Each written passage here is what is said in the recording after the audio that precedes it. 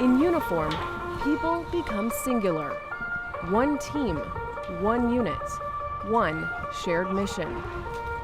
Uniforms worn together camouflage the individual. But apart from the pack, it has the opposite effect.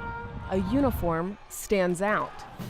And when your team is the U.S. military, a uniform isn't just something you wear. I do see myself and my other cadets carry ourselves a little differently around people. It's just the confidence. It's why Lateef Daly, who enrolled at Georgia Regents University with absolutely no interest in a military career, ended up joining ROTC. He wanted that confidence that he saw in cadets on campus. Before ROTC, I could not stand in front of a group of 10 people and speak. And I just didn't have the confidence. So with ROTC, they force you into that role. You have no other choice. You have a platoon, you have a squad, you have a company. I have to be able to be comfortable and confident in what I'm telling them.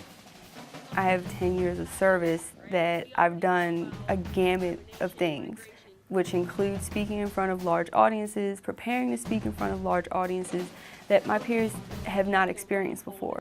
Adrienne Camboris, a junior at Georgia Regents, says the military was never a part of her plans either. From a single-parent home in inner-city Baltimore, she says she joined the Army out of necessity. Oh, when I was growing up, you're going to go to college, you're going to go to college, you're going to go to college and be a doctor. But when college time came, there was no plan for me to go to college. There was no money set aside. Army benefits would allow her to pursue her dream. She enlisted right out of high school. Right before I got off the bus for basic, I remember just completely shaking like a leaf, just because I didn't know what was going to happen when I got off this bus.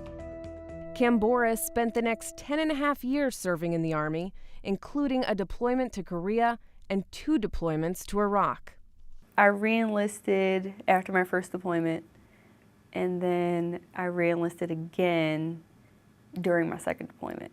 You went from not knowing anything about the Army to falling in love, 100%. I loved my service. I loved my time in the service. I enjoyed being a part of something bigger than myself. The hardest decision to separate, the hardest. Why did you? I still had that dream. I still had that dream from when I was 8 years old of being a doctor. Her last station was Fort Gordon, a military installation with strong ties to Georgia Regents and less than 20 miles away. Like so many other veterans, the school was a natural fit for Camboris. There are other schools in the area that don't have a veterans office or even a dedicated person for veteran interaction. So just having a full-time staff, an office, a resource center, someone that you can come and find at any point during the day it shows how important veterans are to the school. What do you plan on doing after you graduate? Camboris now works at the Office of Military and Veterans Services on campus, helping veterans make the transition from military to academic life. You have your job picked for you in the Army. They tell you what job you're going to have.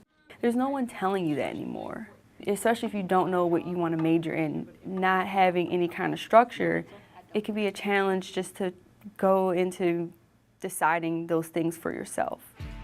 She says once veterans make the transition, the rigors of pursuing a college degree usually don't faze them. The days of me being a student are nothing compared to the hours of being deployed. These days are nothing. And yet to the average civilian, her typical day is truly something. Camboris finds time to work out each morning, then complete her assignments and study for exams as a double major in cell and molecular biology and forensic chemistry.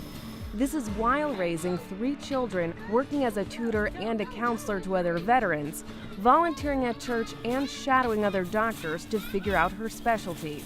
You were trying to escape. Do you think that this mental and physical stamina comes from your military experience? There is nothing that prepares you for life like serving in the military. You do things that you never would have imagined that you would be able to do. There's going to be times where you're exhausted, but you have a mission that has to be accomplished and it needs to get done. It's the same thing with me going to school. Given the chance and the time, I think that I can make anything happen.